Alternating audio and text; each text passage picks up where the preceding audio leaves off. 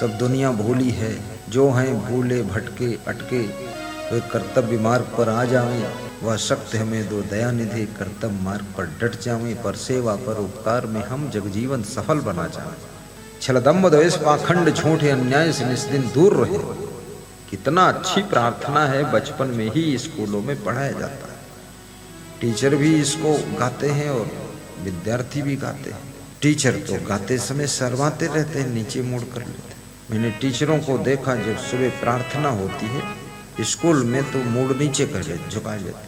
तो मैं सोचता जी मुड़ का है झुकाए है ना, बहुत सुस्त खड़े हैं, टेंशन में है। लेकिन अब साधु बने तब पता चला वो मूड इसलिए झुकावत रहे कि वो शर्मिंदा था कि बहुत दुष्ट आदमी हूँ मैं। वह शक्ति हमें दो दया निधे, कर्तव्य मार्ग से डिग जावें और 1 घंटा लेट आवें, 1 घंटा पहले चले जावें। इसलिए मूड झुकाए है बेशर्मी से। मूड झुकाओ कौन काम भाई, सीधे देखो, हाथ जोड़ो, हाथ भी नहीं जोड़ते। वो शिक्षक महान है जो स्कूल को मंदिर समझता, विद्या का मंदिर। वो प्रिंसिपल महान है जो स्कूल को साफ सुथरा क्लीन रखता है। वो विद्यार्थी महान है जो ऐसे शिक्षकों और प्रिंसिपल का सम्मान करते हैं। याद रखना, ये विद्यालय खेल कूद का मैदान नहीं है, विद्यालय विद्या का मंदिर है। वहां जा करके विद्या रूपी धन कमाने के लिए तुम कटिबद्ध हो जाइए। और हे शिक्षकों, हे प्रधानाचार्यों, नम्र निवेदन है व्यास गादी का कि तुम विद्या रूपी धन बांटने के लिए वहां बैठे हो। इसलिए सबको खुले मन से, खुले हाथों से विद्या रूपी धन बांटो, ताकि हमारे देश में एक से एक सुयोग्य लोग तैयार हों और देश भविष्य में आगे बढ़ सके। जितने सरकारी स्कूल हैं सब फेल है और जितने प्राइवेट स्कूल सब सक्सेस है। पढ़ाने वाले सब वही है। प्राइवेट में जाते तो खूब पढ़ाते हैं। दिल्ली में मैंने देखा हवाई अड्डे पर बाथरूम बहुत साफ थे और साफ करने वाले खूब रगड़ रहे थे। जहाँ कुल्ला करते वो भी रगड़ रहे थे वॉश बेसिन। तो हमने कहा बहुत सफाई कर रहे हो। बोले अब बाहर क्या ठेका होगा। तो हमने बाहर ठेकस का होगा, कहीं पहले सरकारी रहे, हलम दलाली कर रहे, अब बाहर का ठेका है, जो काम नहीं करेंगे बाहर हो जाएंगे। बोले ये सीसी कैमरे लगे हुए, मक्कारी नहीं चल सकती। हमने कहा जय हो आपकी। गवर्नमेंट इसीलिए प्राइवेटीकरण कर रही है। रेलवे में घाटा, परिवहन बसों में घाटा, हॉस्पिटलों में घाटा, विद्यालयों में घाटा। अरे सब घाटा ही घाटा है। घाटमपुर बनेगा भारत देश, ये सब घाटा है। और वही लोग घर में काम कर, सब प्रॉफिट ही प्रॉफिट, जौन काम कर दूंगा फायदा है। और सरकारी में गए सब बर्बाद होगा। कैसे चलेगी व्यवस्था। वफादार देश के नागरिक बनो, वफादार डॉक्टर बनो, वफादार शिक्षक बनो, वफादार साधु बनो, वफादार पति बनो, वफादार पत्नी बनो और वफादार पुलिस जवान बनो। देश के प्रति वफादारी अगर नहीं है तो याद रखना देश भी खतरे में है और देश के वासी सब दुख के कुएं में गिरेंगे। इसलिए हर व्यक्ति को वफादार नागरिक बनना चाहिए, ईमानदार बनना चाहिए, जिम्मेदार बनना चाहिए। जिस देश में हम रहते हैं उस देश की रक्षा करने का जिम्मा भी हमारा और आपका।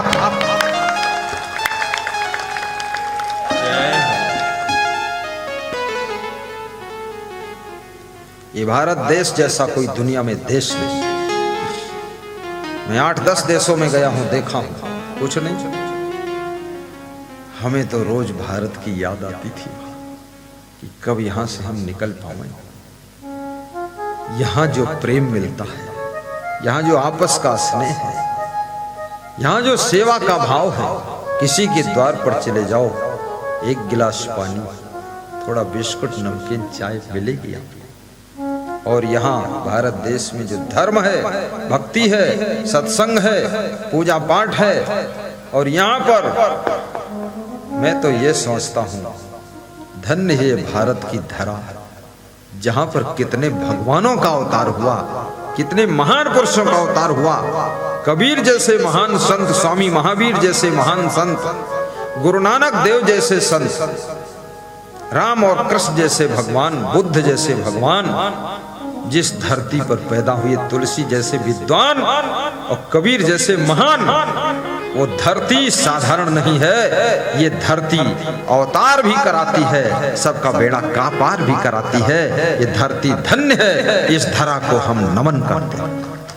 बोलिए सतगुरुदेव भगवान की जय। अभी भी भारत देश में चरित्र है, भारत देश में मान मर्यादा है, भारत देश में अभी भी बहुत कुछ अच्छा है अन्य देशों से। माँ बाप से रूठ गए हो, दिवाली के दिन आकर मेल बना।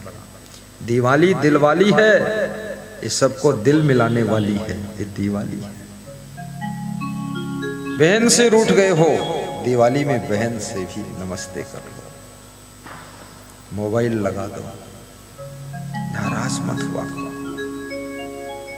कितने लोग बहन से नाराज हैं तो चिल्लाते रहते हैं कि जिंदगी में बहन के घर नहीं जाऊंगा, जब मर जाऊंगा तो कौवा भले हमार हाड़ ले जाए खुमा डालता। कौवा का कौन फिक्र, तुम्हारा हाड़ ढूंढ खुमा डाले। कौवा ऐसे कमजोर हो, तुम्हारा हाड़ उठाई न पाई।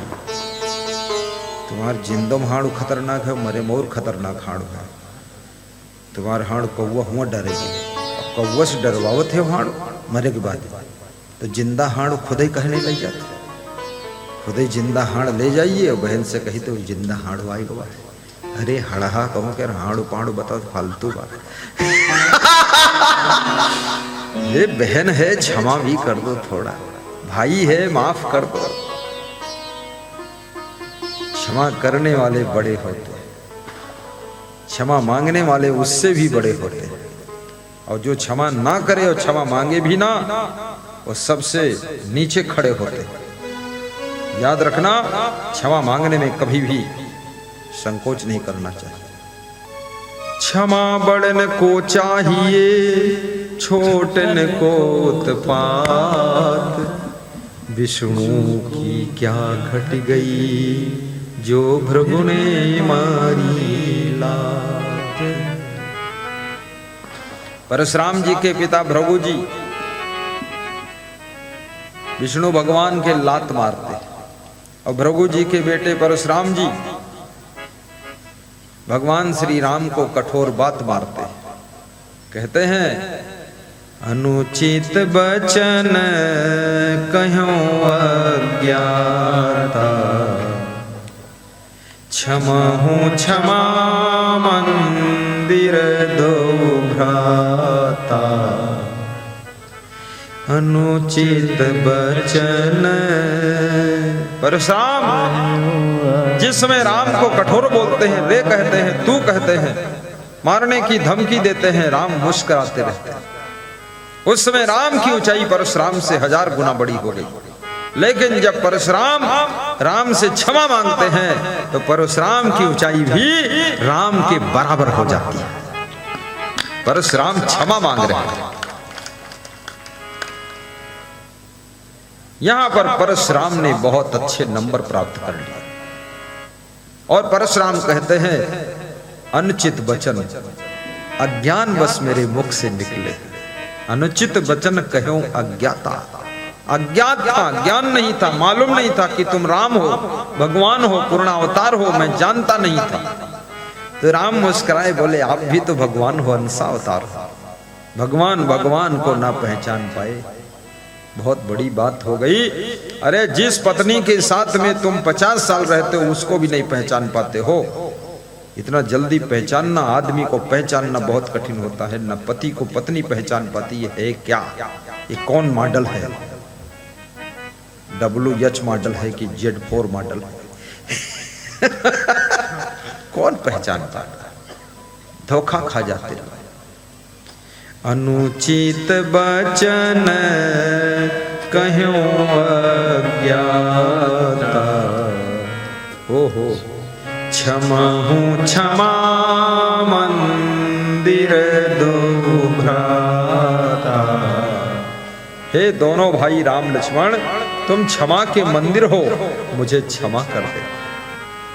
धन्य हो परशुराम, आप बुजुर्ग हैं, उम्र भी बड़ी है, आप स्वयं अंशावतार भगवान कहे जाते हैं, लेकिन आज आप छोटी उम्र वाले भगवान राम से क्षमा मांग रहे हैं। याद रखना, जिससे गलती होती है वो छोटा होता है, और जो गलती नहीं करता वो सबसे बड़ा होता है। परशुराम ने गलती किया है क्योंकि राम को कठोर बोला, इसलिए क्षमा मांग रहे हैं। और याद रखना, गलती क्षमा हो सकती है, लेकिन यदि अपराध हो जाए तो इसका दंड भोगना पड़ता है।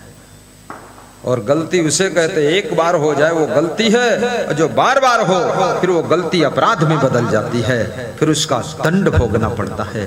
इसलिए भाइयों और बहनों, एक बार चूक गए तो 52 बार कहावे, अब 52 बार चूक गए वो गप्पू नाथ कहावे, वो गप्पू नाथ कहावे। चूकना नहीं है, बार बार गलती रिपीट नहीं करना है। कल मेरे से घनश्याम दास गुप्ता, अपना आश्रम के संस्थापक, कह रहे थे मेरे से गलती हुई, लेकिन एक बार जो गलती हुई दोबारा नहीं हुई, तुरंत सावधान हो गए। गलतियां इंसान को कमजोर बनाती है, और कभी गलती हो जाए पश्चाताप की ज्वाला में गलती को भस्म करना, दृढ़ संकल्प लेकर भविष्य में गलती ना करने का इरादा बना लेना। अगर गलती रुलाती है, अगर गलती हो जाए, आप विनम्र हो जाए, आपके आंसू आ जाए, आप रोने लग जाए, तो समझ लो उस सब गलती का पाप ताप धुल गया, क्योंकि अब आपके अंदर ठेस लग गई। अरे मैंने अपने पिताजी को ऐसा बोल दिया, माँ को ऐसा बोल दिया। एक बहुत बड़ा भक्त एक बार अपनी माँ को कठोर बोल दिया, फिर मेरे से क्षमा मांग रहा था और रोने लगा। तुमने कहा रो मत, दोबारा मत बोलना।